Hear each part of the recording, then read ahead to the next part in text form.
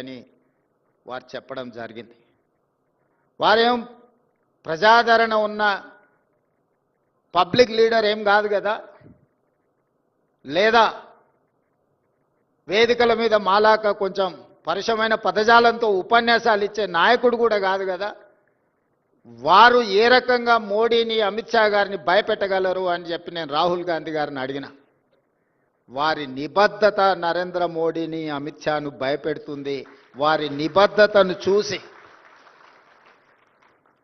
వారు హైకోర్టు జడ్జిగా, high court chief జస్టిస్గా, supreme court జడ్జిగా, లోకాయుక్త చైర్పర్సన్గా వివిధ హోదాలలో ఆనాడు రావి నారాయణ రెడ్డి గారు ప్రజాక్షేత్రంలో ప్రజల కోసం కొట్లాడితే న్యాయ కోవిదుడుగా వారి హోదాల ద్వారా ప్రజలకు ప్రజాస్వామ్యాన్ని కాపాడడానికి సల్వాజుడం లాంటి తీర్పులను ప్రజా పరిరక్షణలో, ప్రజాస్వామ్య పరిరక్షణలో వారికి విలక్షణమైన పాత్ర ఉంది. వారిని ఎన్నికల బరిలో మనం దించాలి, మీరు వెళ్ళి వారిని కలిసి మాట్లాడండి అని చెప్పి నాకు సూచన చేసింది. నేను వెళ్ళి జస్టిస్ సుదర్శన్ రెడ్డి గారితో కలిసిన.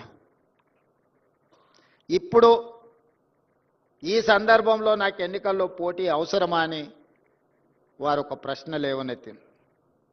అప్పుడు నేను వారికి మల్లికార్జున్ ఖర్గే గారు, రాహుల్ గాంధీ గారు నాతో అన్న విషయాన్ని ప్రస్తావించినప్పుడు, అయితే నేను సిద్ధం, ఎన్నికల్లో పోటీ చేస్తా, ఈ ప్రజాస్వామ్యాన్ని బలపరచాలి, ప్రజలకు ప్రజాస్వామ్యాన్ని స్ఫూర్తిని అందించాలి అని అంటే ఏక వ్యక్తి సుదర్శన్ రెడ్డి గారి నామినేషన్ కార్యక్రమంలో పాల్గొన్నారు.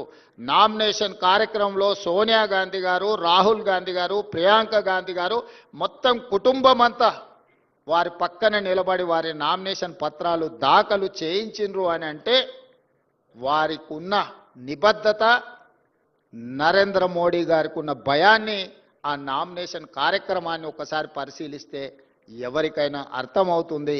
వారు మన తెలంగాణ బిడ్డ, మన మధ్యలో ఉండడం, ఈనాడు రావి నారాయణ రెడ్డి గారి జాతీయ పురస్కారం వారికి ఇవ్వడం అని అంటే సముచితమైన వ్యక్తి సరైన సందర్భంలో ఈ పురస్కారాన్ని అందించినట్టుగా నేను భావిస్తున్న నిర్వాహకులకు అందరికీ కూడా మనస్ఫూర్తిగా నేను అభినందనలు తెలియజేస్తున్నాను. సరైన సమయంలో సరైన నిర్ణయం మీరు తీసుకున్నందుకు మనస్ఫూర్తిగా అభినందిస్తున్నాను. అదేవిధంగా నిన్న మన రాష్ట్రంలో నేను లేను కానీ జరుగుతున్న పరిణామాలను నిశ్చితంగా గమనిస్తాను. నేను ఎక్కడున్నా ఓ కన్నీటి వేస్తాను. ఇన్ని బాధ్యతలు చేస్తే వేల కోట్ల రూపాయల ఆస్తులు ఉండాలి కదా, అంతస్తులు ఉండాలి కదా, 7 అంతస్తుల మేడలు ఉండాలి కదా అని నాకు అనిపించింది. ఎందుకంటే ఈ మధ్యకాలంలో కొంతమంది తెలంగాణ జాతిపిత అని వాళ్ళే టైటిల్స్ ఇచ్చేసుకుంటారు. ఉద్యమకారుడు అనే పదాలు వాళ్ళే రాసేసుకుంటారు. చేసిన తప్పులకు పోలీసులు నోటీసులు ఇస్తే తెలంగాణ జాతిపితకు నోటీసు ఇవ్వడం అంటే మొత్తం తెలంగాణ సమాజానికే నోటీసు ఇచ్చినట్టు అంటారు. ఒక ఉద్యమకారుడిని ఈ రకంగా మీరు అవమానిస్తారా అంటారు. నిజంగానే తెలంగాణ జాతిపితనే అయితే ఆనాటి జాతిపిత దేనికే ఆదర్శంగా నిలబడ్డాడు? ఏదైనా పదవి తీసుకున్నాడా? పోని కుటుంబం కోసం ఏదైనా అడిగిండా? 30 సంవత్సరాలు బ్రిటిషర్స్ మీద కొట్లాడితే కట్టె ఎత్తడానికి కూడా ధైర్యం చాలలే. కానీ స్వతంత్రం వచ్చిన మొదటి సంవత్సరంలోనే కొంతమంది దుర్మార్గుల తుపాకీ తూటాలకు నేల కొరిగిన ఆనాటి జాతిపిత. మరి ఈనాడు జాతిపితగా చెప్పుకునే వాళ్ళు, ఉద్యమకారులు అని చెప్పుకునే వాళ్ళు, రాజకీయ పార్టీలు ఒక పరిస్థితిలో వైఫల్యం చెందినాయి అనుకున్నప్పుడు అన్ని రాజకీయ పార్టీలు కలిసి ఒక పొలిటికల్ జేఏసీ పెట్టుకొని ఆ జేఏసీకి చైర్మన్గా ప్రొఫెసర్ కోదండరామ్ గారిని పిల్లలకు పాఠాలు చెప్పుకునే పంతులను మనం ముందులో పెట్టుకొని తెలంగాణ రాష్ట్రాన్ని సాధించినాం. వారు ఉద్యమకారుడు కాదా? ఉద్యమాన్ని నడపలేదా? రాజకీయ పార్టీలను అన్నిటిని ఒక తాటి మీదకి తీసుకురాలేదా? కుల సంఘాలను, మత సంఘాలను, చివరికి బిచ్చగాళ్ళ సంఘాన్ని కూడా ఏకం చేయగలిగిన శక్తి, రిక్షా దొక్కుకునే సంఘాలను కూడా ఏకం చేయగలిగిన శక్తి ప్రొఫెసర్ కోదండరామ్ గారు ఆ రోజు బాధ్యత నిర్వహించలేదా? ఇదే రావి నారాయణ రెడ్డి ఇదే హాల్లో అన్ని రాజకీయ పక్షాల సమావేశాన్ని ఏర్పాటు చేసి జానారెడ్డి గారి ఇంటికాడ నుంచి నాకు తెలిసినంతవరకు ఇక్కడికే వచ్చి ఆనాడు తెలంగాణకు అనుకూలము కాదు, ఆ తెలంగాణకు వ్యతిరేకం కాదు, ఆర్ఎస్యు నుంచి ఆర్ఎస్ఎస్ వరకు, కమ్యూనిస్టుల నుంచి కాంగ్రెస్ వరకు ఏకం చేసి తెలంగాణ ఉద్యమాన్ని ముందుకు నడిపించిన ప్రొఫెసర్ కోదండరాం గారు ఉద్యమకారుడు కాదా? మరి అలాంటి ఉద్యమకారుడైన కోదండరాం గారి ఇంటి తలుపులు బద్దలు కొట్టించి పోలీసులతో ఈడ్చుకపోయేటంత నేరం కోదండరాం గారు ఏం చేసిండ్రో మీరు అధికారంలో ఉన్నప్పుడు ఉద్యమకారులకు జరిగిన అవమానం మీరు అప్పుడే మర్చిపోయినరా? మీరు చేసిన అవమానం అని నేను వారిని అడుగుతున్నా. నిన్నెవరు తలుపులు బద్దలు కొట్టలేదే, నిన్నెవరు ఈడ్చుకొని రాలేదే. చేసిన తప్పులకు మీకు నోటీస్ ఇచ్చారు, సార్ మీరు రాండి అని. లేదు నా వయసు కొంచెం ఎక్కువ ఉంది, మీరే వచ్చి తీసుకురండి అంటే, సరే సార్ మీరు అధికారిక నివాసం ఉంది కదా మీరు అక్కడ ఉంటూ వస్తామంటే, లేదు లేదు లేదు నేను ఎక్కడనో ఫామ్ హౌస్లు ఉంటే ఎక్కడ ఉంటే అక్కడ బాత్రూమ్లు ఉంటే బాత్రూంలోకి వచ్చి రాసుకోండి అంటే, ఇదెక్కడి జాతిపిత విధానము? ఇదెక్కడి ఉద్యమకారుల విధానము? రావి నారాయణ రెడ్డి గారి కుటుంబము 500 ఎకరాల భూమిని కోల్పోయినారు. ప్రపంచంలో ఎక్కడైనా స్వేచ్ఛ కోసము ప్రజల యొక్క హక్కుల కోసం కొట్లాడిన వాళ్ళు, చెగువీరా నుంచి మొదలు పెడితే రావి నారాయణ రెడ్డి వరకు ఎవరినైనా చూడండి, సర్వం కోల్పోయినారు, సర్వం కోల్పోయినారు. నేల కొరిగిన వాళ్ళు వేలాది మంది ఉన్నారు. ఆస్తులు అంతస్తులను సర్వం త్యాగం చేసినారు. కుటుంబానికి నిల్వ నీడ లేకుండా ఉన్నదంతా ప్రజలకు పంచిచ్చిన వాళ్ళను ఉద్యమకారులు అన్నారు, జాతిపితలు అన్నారు. ఆ విధంగా ఈనాడు రావి నారాయణ రెడ్డి గారి కుటుంబం 100 ఎకరాల భూములను పంచితే ఉన్న పదవులను పార్లమెంట్ సభ్యుడిగా దేశంలోనే అత్యధిక మెజారిటీతో గెలిచిన రావి నారాయణ రెడ్డి గారు ఎంపీగా ఎమ్మెల్యేగా పనిచేసి నాకు పదవులు వద్దు అని తృణప్రాయంగా భావించే ప్రజాక్షేత్రంలో ప్రజలకు ఆదర్శంగా నిలబడితే వారిని ఏమనాలి?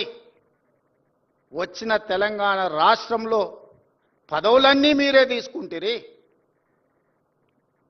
100 ఎకరాల ఫామ్ హౌజులు మీకే వచ్చే, టీవీలు మీకే వచ్చే, పేపర్లు మీకే వచ్చే, వేల కోట్ల రూపాయల వ్యాపారాలు మీకే వచ్చే, ఉన్న పదవులన్నీ మీరే పంచుకుంటారు, చేయాల్సిన తప్పులన్నీ మీరే చేస్తారు, పంచుకోవాల్సిన కాంట్రాక్టులన్నీ మీరు పంచుకున్నాక మీరెట్లా జాతిపిత అవుతారు, మీరెట్లా ఉద్యమకారుడు అవుతారో నాకు అర్థం కాలే. ఒకవేళ మీరే జాతిపిత మీరే ఉద్యమకారులు అయితే రావి నారాయణ రెడ్డి గారు, ప్రొఫెసర్ కోదండరాం గారు సుప్రీంకోర్టు జడ్జిగా జస్టిస్ సుదర్శన్ రెడ్డి గారు తెలంగాణ రాష్ట్ర ఏర్పాటు ప్రక్రియలో అవసరమైతే తన బాధ్యతను కూడా పక్కన పెట్టి ఎవరేమనుకున్నా సరే ఈసారి ప్రజలకు స్వేచ్ఛ రావాల్సిందే, సామాజిక న్యాయం జరగాల్సిందే, సమానమైన అవకాశాలు రావాల్సిందే అని ముందుకొచ్చిన జస్టిస్ సుదర్శన్ రెడ్డి గారు లాంటి వాళ్ళని ఏమనాలి? దయచేసి ప్రజలు తిరస్కరించినప్పుడు అర్థం చేసుకోవాలి. ప్రజాక్షేత్రంలో మీరే స్వయంగా ఎమ్మెల్యేకి ఓడిపోయినప్పుడు, పార్లమెంటు ఎన్నికల్లో మీకు ప్రజలు ఒక్క సీటు కూడా ఇవ్వలేదన్నప్పుడు, ప్రజల తిరస్కరణకు మీరు గురైనరు. కానీ ప్రజలు ఓటేయక ప్రజలే తప్పు చేసిందన్న ఆ నేరాన్ని ప్రజల మీద మోపడానికి ప్రయత్నం చేస్తే ఇదెక్కడి ప్రజాస్వామ్యము, ఇదెక్కడి జాతిపిత, ఇదెక్కడి ఉద్యమకారుడి ఆలోచన? నాకైతే అర్థం కాలే. ప్రజల తిరస్కరణకు గురైనప్పుడు ప్రజాస్వామిక విలువలను గౌరవించే వాళ్ళు ఎవరైనా ఉంటే నేను చేయగలిగిన ప్రయత్నం చేసినా, ఇప్పుడు ప్రజలు తిరస్కరించారు కాబట్టి హుందాగా ప్రజాక్షేత్రంలో నుంచి నేను తప్పుకుంటున్నా అని ముందుకొచ్చి ప్రకటిస్తే కొంతైనా మీ గౌరవం నిలబడుతుంది. ప్రజాస్వామ్యంలో ప్రజాస్వామ్యానికి స్వేచ్ఛ ఉన్నది, క్రిమినల్ కాన్స్పిరసీకి స్వేచ్ఛ లేవు. డెమోక్రటిక్ ప్రాసెస్లో ప్రజాస్వామిక విలువలు ప్రజలు లేదా ప్రజాప్రతినిధులు స్వేచ్ఛగా ప్రజాస్వామ్య పరిమితికి లోబడి వారి అభిప్రాయాలను వ్యక్తపరచడానికి మాత్రమే స్వేచ్ఛ ఉంది తప్ప నేరాలు చేస్తాం, ఆ నేరాలను మీరు అడగొద్దు, మీరు విచారించొద్దు అనే స్వేచ్ఛ, క్రిమినల్ ఫ్రీడమ్ లేదు అని నేను భావిస్తున్నా. ఈ రెండిటికున్న చిన్న తేడాను తెలంగాణ సమాజం గమనించాలి.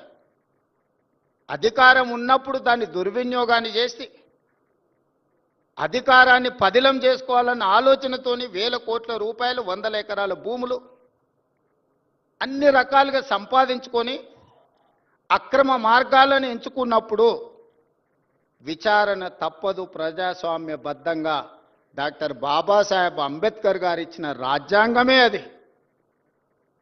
ఒకసారి హోదాకు వస్తే ఏ నేరాలు చేసినా ఆ నేరాలను విచారించకూడదని ఎక్కడా లేదు. సిబు సోరెన్ గారు ఎంత కొట్లాడిండ్రు, సిబి సోరెన్ లేకపోతే ఆ రాష్ట్రం వస్తుండేనా? వారు విచారణను ఎదుర్కోలేదా? లేదా